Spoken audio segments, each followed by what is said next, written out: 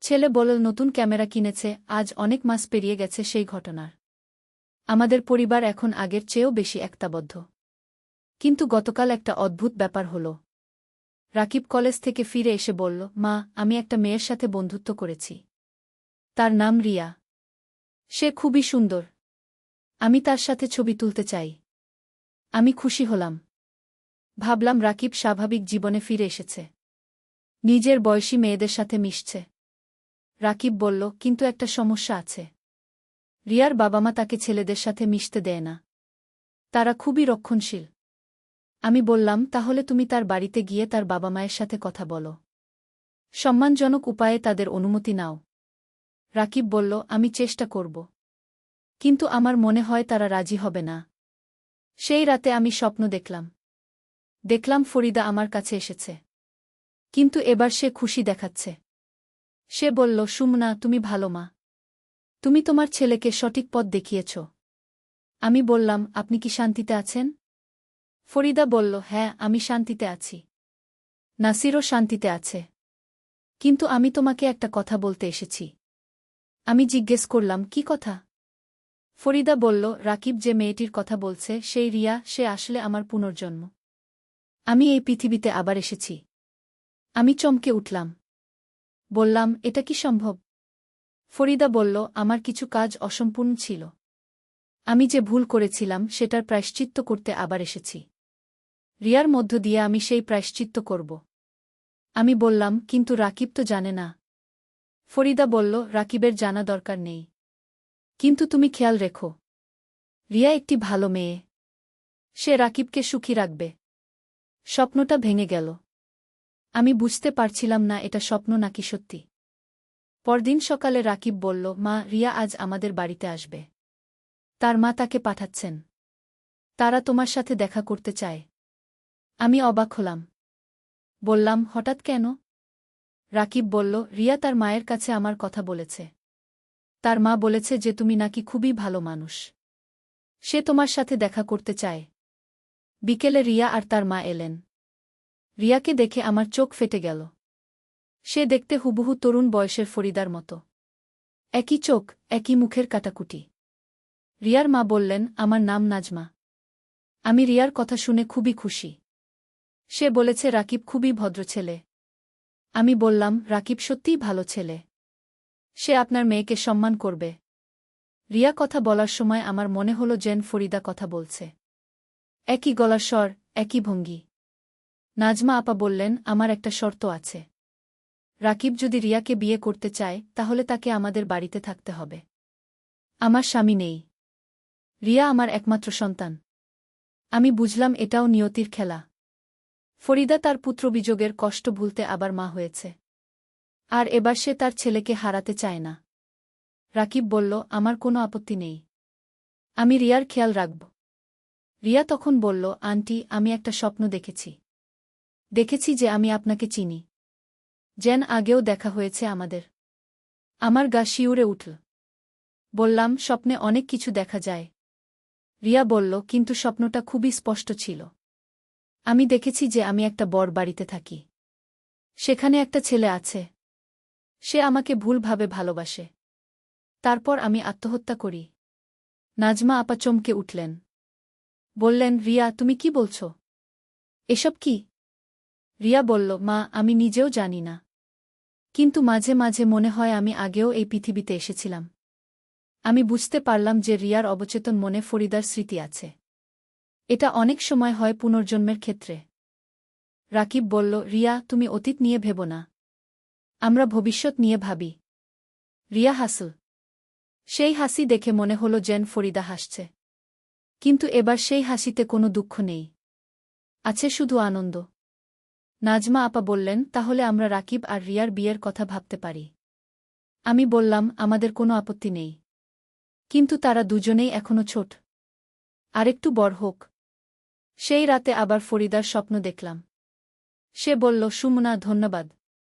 তুমি আমার দ্বিতীয় জীবনকে স্বাগত জানিয়েছ। আমি এবার সঠিক পথে আছি। আমি বললাম, আপনি সুখী হন। এটাই আমাদের কামনা।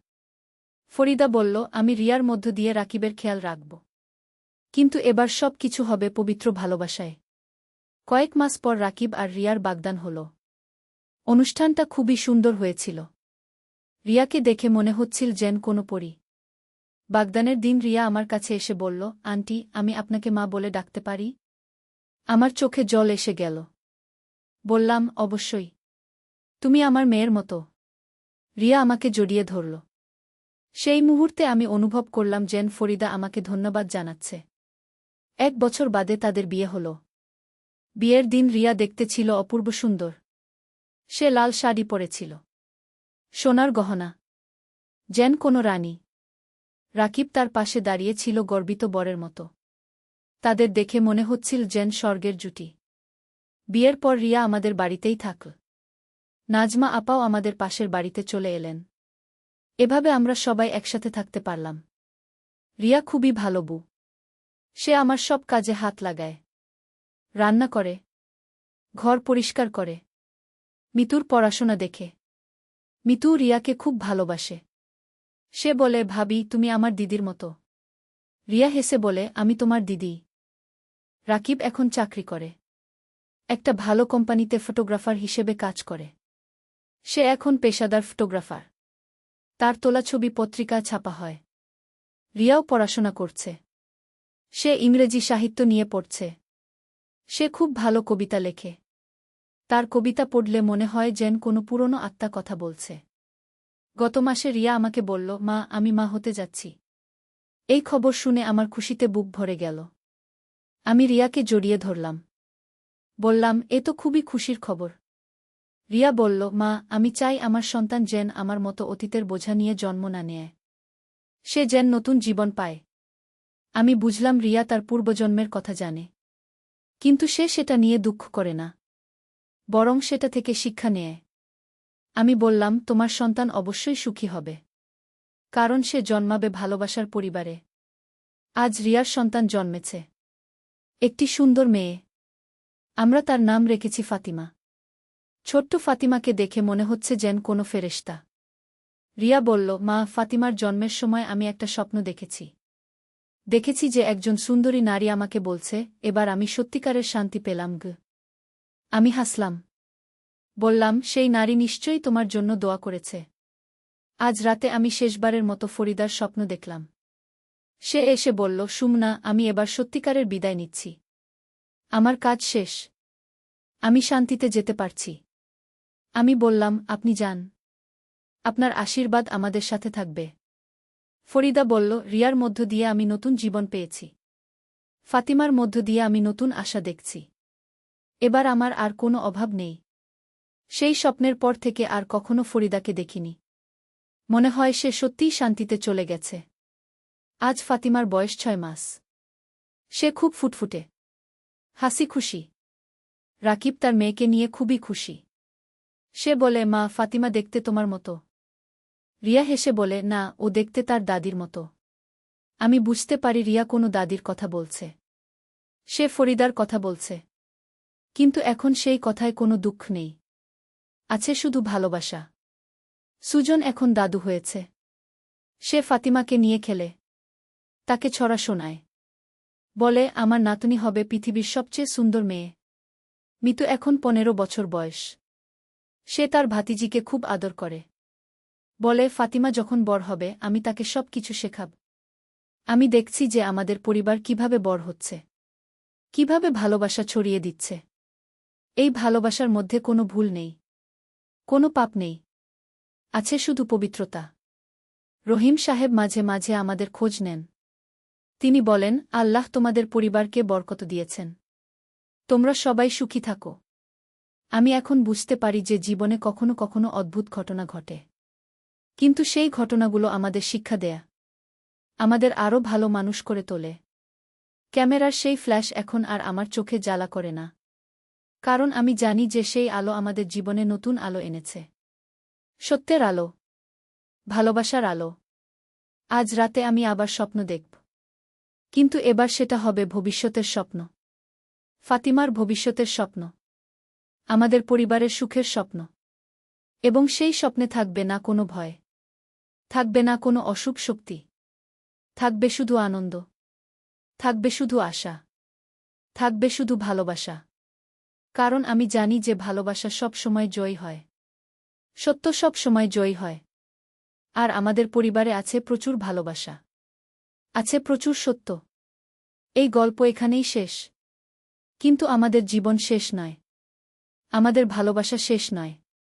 আমাদের সুখ শেষ নয়। আমাদের গল্প চলতে থাকবে। নতুন নতুন অধ্যায় লেখা হবে। কিন্তু সেই অধ্যায়গুলো হবে আনন্দের। হবে শান্তির। হবে ভালোবাসার। ধন্যবাদ সবাইকে আমাদের এই গল্প শোনার জন্য। আল্লাহ সবার মঙ্গল করুন। মার ছবি তুলবে। শাড়ি পরে প্রস্তুত হলাম। সে নানা পোজে ছবি তুলতে লাগল। একটা ছবিতে আমাকে হাসতে বলল। তার কথায় হেসে উঠলাম। সে ক্যামেরা নামিয়ে বলল, মা তুমি এত সুন্দর কেন? আমি লজ্জা পেলাম। সে আমার কাছে এসে বলল, এই সৌন্দর্য শুধু আমার চোখে দেখার জন্য নয়, আমার হৃদয়ে অনুভব করার জন্যও। আমি বুঝতে পারলাম না। সে ক্যামেরায় তোলা ছবিগুলো দেখাতে লাগল। প্রতিটা ছবিতে আমাকে দেখছি এক নারী হিসেবে, মা হিসেবে নয়। সে বলল, মা এই ছবিগুলো দেখে আমি বুঝেছি আমি তোমাকে কতটা ভালোবাসি। শুধু মাতৃস্নেহ নয়, এর চেয়েও গভীর কিছু। আমার গলা শুকিয়ে গেল। সে আমার হাত ধরে বলল, তুমি আমার প্রেমিকা হও, আমার স্ত্রী হও। আমি তোমার সৌন্দর্যের একমাত্র দর্শক হতে চাই। ক্যামেরার ফ্ল্যাশ এখনও আমার চোখে জ্বালা করছে। এই গল্পটি সম্পূর্ণ শুনলে আপনাদের পানি অটোমেটিক বের হয়ে যাবে, সো যত দ্রুত সম্ভব হাতের কাছে টিস্যু নিয়ে বসে পড়ো। বিছানার চাদর যেন নষ্ট না হয় সেটা সম্পূর্ণ খেয়াল রাখার অনুরোধ জানিয়ে গল্পটি এখন শুরু করব। তার আগে সর্বশেষ অনুরোধ, দয়া করে এমন পানি বের করার গল্প নিয়মিত শুনতে আমাদের চ্যানেলটি সকলেই সাবস্ক্রাইব করুন। ধন্যবাদ। হ্যালো বন্ধুরা, আমার নাম সুমনা দাস। আমার বয়স ৪৩ বছর। আমার স্বামীর নাম সুজন দাস, বয়স ৪৬ বছর। আমাদের ২ সন্তান, রাকিব আর মিতু। রাকিব ২০ বছর বয়সী, বিশ্ববিদ্যালয়ে পড়ে। মিতু ১৩ বছর বয়সী, স্কুলে যায়। ওই দিন রাকিব বলল নতুন ক্যামেরা কিনেছে। আমি প্রথমে ভাবলাম সে তার বন্ধুদের ছবি তুলবে, কিন্তু সে বলল আমার ছবি তুলতে চায়। আমি একটু অবাক হলাম। বললাম, কেন আমার ছবি তুলবি? সে হেসে বলল, মা তুমি এত সুন্দর, তোমার ছবি তুলে রাখতে চাই। আমি লজ্জা পেলাম। তবুও তার খুশির জন্য রাজি হয়ে গেলাম। সবচেয়ে ভালো শাড়িটা পরলাম। লাল রঙের, সোনালি বর্ডার। চুল আঁচড়ে বাঁধলাম। একটু লিপস্টিক লাগালাম। আয়নার সামনে দাঁড়িয়ে নিজেকে দেখলাম। সত্যিই বেশ লাগছে। রাকিব এসে বলল, ওয়াও মা, তুমি দারুণ লাগছ। সে নানা পোজ দিতে বলল। কখনো হাসতে বলল, কখনো দূরে তাকাতে বলল। আমি একটু সংকোচ বোধ করছিলাম। কিন্তু রাকিবের উৎসাহ দেখে আমিও উৎসাহিত হয়ে উঠলাম। সে অনেক ছবি তুলল। একটা ছবিতে আমাকে খুব স্বাভাবিক হাসি দিতে বলল। আমি হেসে উঠলাম। হঠাৎ সে ক্যামেরা নামিয়ে রাখল। তার চোখে একটা অদ্ভুত দৃষ্টি। সে বলল, মা তুমি এত সুন্দর কেন? আমি বুঝতে পারলাম না কি বলবো। সে আমার কাছে এগিয়ে এলো। বলল, এই সৌন্দর্য শুধু আমার চোখে দেখার জন্য নয়, আমার হৃদয়ে অনুভব করার জন্যও। কথাটা শুনে আমার বুক কেঁপে উঠল। এ কেমন কথা? সে ক্যামেরার স্ক্রিনে ছবিগুলো দেখাতে লাগল। প্রতিটা ছবিতে আমাকে দেখতে পেলাম এক অচেনা নারী হিসেবে। মা হিসেবে নয়। যেন কোনো মডেল। যেন কোনো অভিনেত্রী। রাকিব বলল, মা এই ছবিগুলো দেখে আমি বুঝেছি আমি তোমাকে কতটা ভালোবাসি। শুধু মাতৃস্নেহ নয়, এর চেয়েও গভীর কিছু। আমার গলা শুকিয়ে গেল। কি বলছে সে? এ তো ভুল কথা। আমি তার মা। সে আমার ছেলে। কিন্তু সে থামল না। আমার হাত ধরে বলল, তুমি আমার প্রেমিকা হও, আমার স্ত্রী হও। আমি তোমার সৌন্দর্যের একমাত্র দর্শক হতে চাই। আমি হতভম্ব হয়ে গেলাম। ছেলেটা কি বলছে? আমি তার হাত ছাড়িয়ে নিলাম। বললাম, রাকিব তুমি কি বলছ? আমি তোমার মা। সে বলল, মা আমি জানি এটা ভুল। কিন্তু আমি কিছু করতে পারছি না। তোমাকে দেখলে আমার মন অন্যরকম হয়ে যায়। আমি বুঝতে পারছিলাম না কি করব। এমন সময় মিতু স্কুল থেকে ফিরে এলো। সে দৌড়ে এসে বলল, মা তুমি কত সুন্দর লাগছ। আমিও ছবি তুলব। রাকিব তাড়াতাড়ি নিজেকে সামলে নিল। বলল, হ্যাঁ মিতু, মাকে নিয়ে আমরা ফ্যামিলি ফটোশ্যুট করব। কিন্তু সেই মুহূর্তে একটা ঝলকানি এলো। ক্যামেরার ফ্ল্যাশ। কিন্তু রাকিব তো ক্যামেরা হাতে নেয়নি। তাহলে এই আলো এলো কোত্থেকে? আমরা সবাই চোখ তুলে তাকালাম। জানালার কাছে একটা অদ্ভুত ছায়া। কে যেন আমাদের ছবি তুলছিল বাইরে থেকে। রাকিব দৌড়ে জানালার কাছে গেল। বলল, কে ওখানে? কিন্তু কাউকে দেখতে পেল না। শুধু একটা কাগজ পড়ে আছে জানালার নিচে। সেই কাগজে লেখা ছিল, তোমাদের পারিবারিক রহস্য আমি জানি। আগামীকাল রাত 12টায় পুরনো চার্চে এসো। না এলে এই ছবিগুলো সবাইকে দেখাব। আমার হাত কাঁপতে লাগল। কি ছবি? কে এই ব্যক্তি? সে কি দেখেছে? রাকিব কাগজটা নিয়ে বলল, মা, এটা নিশ্চয়ই কোনো প্র্যাঙ্ক। আমরা পুলিশে খবর দেব। কিন্তু আমি জানতাম এটা সাধারণ প্র্যাঙ্ক নয়। কেউ আমাদের দেখছিল। কেউ শুনছিল। আর সেই ব্যক্তি এখন আমাদের হুমকি দিচ্ছে। সেই রাতে আমি ঘুমাতে পারলাম না। বারবার ভাবছিলাম সেই অজানা ব্যক্তির কথা। সে কি চায়? কি জানে আমাদের সম্পর্কে? পরদিন সকালে সুজন অফিসে গেল। মিতু স্কুলে গেল। রাকিব কলেজে যাওয়ার কথা থাকলেও সে বাড়িতে থেকে গেল। বলল, মা, আমি তোমাকে একা রাখতে পারব না। দুপুরের দিকে হঠাৎ দরজায় নক পড়ল। আমি দরজা খুলতে গেলাম। সেখানে দাঁড়িয়ে আছে একজন বয়স্ক মানুষ। পরনে সাদা পাঞ্জাবি, মাথায় টুপি। তার চোখে একটা রহস্যময় দৃষ্টি। সে বলল, আমি রহিম সাহেব। আমার কিছু জরুরি কথা আছে আপনার সাথে। আমি জিজ্ঞেস করলাম, কি কথা? সে বলল, আপনার ছেলে রাকিবের ব্যাপারে। সে আপনাকে নিয়ে যা ভাবছে তা খুবই বিপজ্জনক। আমার গায়ে কাঁটা দিয়ে উঠল। এই মানুষটি কি করে জানল? রহিম সাহেব ভিতরে এসে বসলেন। বললেন, আমি অনেক পরিবারের এই ধরনের সমস্যার সমাধান করেছি। আপনার ছেলের মনে যে চিন্তা এসেছে তা প্রাকৃতিক নয়। এটা কোনো অশুভ শক্তির প্রভাব। রাকিব তখন ঘর থেকে বেরিয়ে এল। রহিম সাহেবকে দেখে বলল, আপনি কে? কি চান? রহিম সাহেব বললেন, তুমি রাকিব, তাই না? আমি তোমার সাহায্য করতে এসেছি। তোমার মনে যে চিন্তা এসেছে তোমার মাকে নিয়ে, সেটা তোমার নিজের নয়। রাকিব চমকে উঠল। বলল, আপনি কি বলছেন? আমি কিছু বুঝতে পারছি না। রহিম সাহেব বললেন, এই বাড়িতে আগে কি ঘটেছিল জানো? 50 বছর আগে এখানে থাকত মহিউদ্দিন সাহেব। তার স্ত্রী ছিল অসাধারণ সুন্দরী। তার নাম ছিল ফরিদা। আমি শুনছিলাম মন দিয়ে। রহিম সাহেব চালিয়ে গেলেন, মহিউদ্দিন সাহেবের এক ছেলে ছিল। তার নাম ছিল নাসির। নাসির তার মা ফরিদার প্রেমে পড়ে যায়। এটা ছিল অপ্রাকৃতিক। কিন্তু সে তার অনুভূতি প্রকাশ করে। রাকিবের মুখ ফ্যাকাশে হয়ে গেল। সে বলল, তারপর কি হয়েছিল? রহিম সাহেব বললেন, ফরিদা এই অপমানে আত্মহত্যা করে। নাসিরও পাগল হয়ে যায়। মহিউদ্দিন সাহেব এই বাড়ি ছেড়ে চলে যান। কিন্তু ফরিদার আত্মা এখনও এই বাড়িতে আছে। আমার সারা শরীর ঠান্ডা হয়ে গেল। বললাম, আপনি বলতে চাইছেন ভূত? রহিম সাহেব বললেন, ফরিদার আত্মা চায় সেই ঘটনার পুনরাবৃত্তি। সে রাকিবের মনে সেই অশুভ চিন্তা ঢুকিয়ে দিয়েছে। আর গতকাল যে ব্যক্তি আপনাদের ছবি তুলেছে সে আসলে নাসিরের আত্মা। রাকিব বলল, এটা অবিশ্বাস্য। আমি এসব বিশ্বাস করি না। রহিম সাহেব বললেন, তুমি রাতের বেলা স্বপ্ন দেখো না?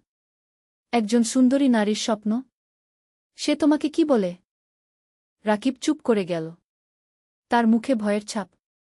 আমি বুঝলাম সে সত্যিই এমন স্বপ্ন দেখে। রহিম সাহেব বললেন, আজ রাতে পুরনো চার্চে যেতে হবে। সেখানে ফরিদার আত্মার সাথে কথা বলতে হবে। তাকে শান্তি দিতে হবে। আমি বললাম, কিন্তু সেটা কি নিরাপদ হবে? রহিম সাহেব বললেন, আমি আছি। আমি জানি কিভাবে এই সমস্যার সমাধান করতে হয়। তবে আপনাদের সাহস রাখতে হবে। সন্ধ্যার দিকে সুজন আর মিতু বাড়ি ফিরল। আমি তাদের কিছু বললাম না। শুধু বললাম, আজ আমরা একটু দেরি করে ঘুমাব। রাত 11টার দিকে আমরা 3জন বেরিয়ে পড়লাম। রহিম সাহেব আগে থেকেই পুরনো চার্চে গিয়ে অপেক্ষা করছিলেন। পুরনো চার্চটা শহরের বাইরে। অনেক দিন থেকে ব্যবহার হয় না। ভাঙা দেয়াল। জানালায় কাচ নেই। চারপাশে গাছগাছালি। আমরা ভিতরে ঢুকলাম। রহিম সাহেব কিছু মোমবাতি জ্বালিয়েছিলেন। তিনি কোরআন শরীফ পড়তে শুরু করলেন। হঠাৎ একটা ঠান্ডা হাওয়া এলো। মোমবাতিগুলো নিভে যেতে লাগল। আমি রাকিবের হাত ধরে রইলাম। রহিম সাহেব বললেন, ফরিদা, তুমি এসেছ। আমি জানি তুমি কি চাও। কিন্তু এভাবে নয়। তুমি যে কষ্ট পেয়েছিলে সেই কষ্ট অন্যদের দিও না। হঠাৎ একটা কণ্ঠস্বর শোনা গেল। নারীর কণ্ঠ, কিন্তু খুব দুর্বল, যেন অনেক দূর থেকে আসছে। সে বলল, আমি শান্তি চাই। আমার ছেলে নাসির আমাকে ছেড়ে যেতে পারেনি। সে আমার জন্য কষ্ট পাচ্ছে।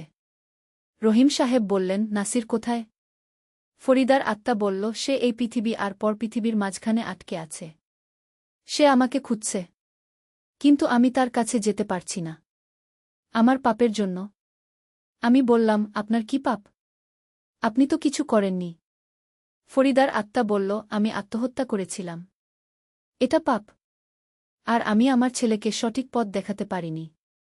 রাকিব বলল, কিন্তু আমার মনে যে চিন্তা এসেছিল সেটা কেন? ফরিদার আত্মা বলল, নাসির তোমার মধ্য দিয়ে আমার কাছে আসার চেষ্টা করছিল। সে ভুলে গেছে আমি তার মা। সে শুধু মনে রেখেছে আমাকে তার ভালোবাসার কথা। রহিম সাহেব বললেন, ফরিদা, তুমি নাসিরকে বলো সে যেন তার পাপ ত্যাগ করে। মায়ের প্রতি সন্তানের ভালোবাসা পবিত্র, কিন্তু সেই ভালোবাসা অন্য রূপ নিলে সেটা পাপ। হঠাৎ আরেকটা কণ্ঠস্বর শোনা গেল। পুরুষের কণ্ঠ, নাসিরের কণ্ঠ। সে বলল, আমি বুঝতে পারছি না। আমি মায়ের কাছে যেতে চাই। ফরিদার আত্মা বলল, নাসির, তুমি ভুল পথে আছো। আমি তোমার মা। তুমি আমার সন্তান। আমাদের সম্পর্ক পবিত্র। তুমি অন্যভাবে ভাবো না। নাসিরের আত্মা বলল, কিন্তু মা, আমি তোমাকে ভালোবাসি। ফরিদার আত্মা বলল, আমিও তোমাকে ভালোবাসি। মায়ের ভালোবাসা দিয়ে। তুমি সেই ভালোবাসা গ্রহণ করো, অন্য কোনো ভালোবাসা নয়। রহিম সাহেব আবার কোরআন তেলাওয়াত করতে লাগলেন। ধীরে ধীরে একটা শান্তির অনুভূতি এল। নাসিরের আত্মা বলল, মা, আমি ভুল বুঝেছিলাম। আমি তোমাকে ছেড়ে দেব। তুমি শান্তিতে থাকো। ফরিদার আত্মা বলল, তুমিও শান্তিতে যাও বাছা। আমরা পর পৃথিবীতে মিলিত হব, মা আর সন্তান হিসেবে। ধীরে ধীরে সেই অনুভূতি চলে গেল। মোমবাতিগুলো আবার জ্বলে উঠল। রহিম সাহেব বললেন, হয়েছে। তারা শান্তি পেয়েছে। আমরা বাড়ি ফিরলাম। রাকিব বলল, মা, আমার মনে আর সেই রকম চিন্তা নেই। আমি অনুশোচনা করছি। আমি বললাম, তুমি কিছু করনি। এটা তোমার দোষ ছিল না। পরদিন থেকে আমাদের জীবন স্বাভাবিক হয়ে গেল। রাকিব আবার কলেজে যেতে শুরু করল। সে আগের মতোই আমার সাথে কথা বলে। কোনো অদ্ভুত আচরণ নেই। কিন্তু এই ঘটনা আমাদের পরিবারকে আরও কাছে এনেছে। আমরা বুঝেছি যে পারিবারিক বন্ধন কত পবিত্র, আর সেই বন্ধন রক্ষা করতে হয় সতর্কতার সাথে। রহিম সাহেব আমাদের বলেছিলেন, কখনো কখনো অশুভ শক্তি আমাদের মনে ভুল চিন্তা ঢুকিয়ে দেয়া, কিন্তু আমাদের ধর্মীয় বিশ্বাস আর সঠিক জ্ঞান আমাদের রক্ষা করে। আমি এখনও মাঝে মাঝে সেই দিনের কথা মনে করি। ক্যামেরার ফ্ল্যাশ এখনও মনে পড়ে, কিন্তু এখন আর ভয় পাই না, কারণ আমি জানি যে সত্য সব সময় জয়ী হয়। রাকিব এখন ফটোগ্রাফির চর্চা করে, কিন্তু সে সুন্দর প্রকৃতির ছবি তোলে, পরিবারের ছবি তোলে, কিন্তু সেই অদ্ভুত দৃষ্টি আর নেই তার চোখে। মিতুও বড় হচ্ছে। সে এখন 14 বছরের। সে খুবই বুদ্ধিমতী। আমি তাকে সব কিছু বলিনি, শুধু বলেছি যে পরিবারের সবাই একে অপরকে সম্মান করবে। সুজনও এই ঘটনা জানে। সে বলেছে, ভালো হয়েছে যে আমরা সময়মতো সমাধান করতে পেরেছি, না হলে পরিবারের বড় ক্ষতি হতে পারত।